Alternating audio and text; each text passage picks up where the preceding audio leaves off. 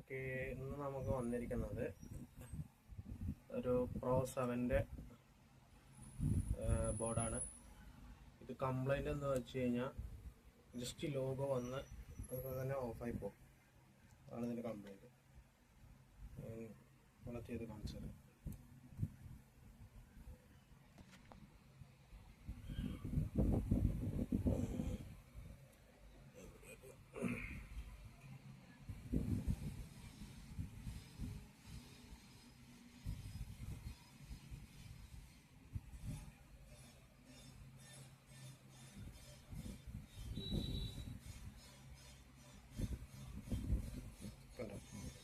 ഇതാണ് ഇതിൻ്റെ കംപ്ലൈൻറ്റ്.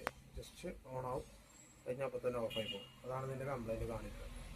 അപ്പോൾ നമുക്ക് എന്താണ് ഇതിൻ്റെ കംപ്ലൈൻറ്റ് എന്ന് നോക്കാം. ഇത് 2-3 കംപ്ലൈൻറ്റ്സ് കൊണ്ട് ഇതിൻ്റെ കംപ്ലൈൻറ്റ് വരാറുണ്ട്. ഒന്ന് ഇതിൻ്റെ ബയോസിൻ്റെ പ്രശ്നം കൊണ്ട് ഈ പ്രശ്നം കൂടുതലായിട്ട് വരാറുണ്ട്. ഇല്ലാന്നുണ്ടെങ്കിൽ ബോർഡിൽ എവിടെയും ചെറിയ തരത്തിൽ ഷോർട്ട് ഉണ്ടായിരിക്കും. അതുകൊണ്ടാണ് ഇത് അധികം വരാറ്. അപ്പോൾ നമുക്ക് ഒന്ന് ഡയഗ്നോസ് ചെയ്ത് നോക്കാം.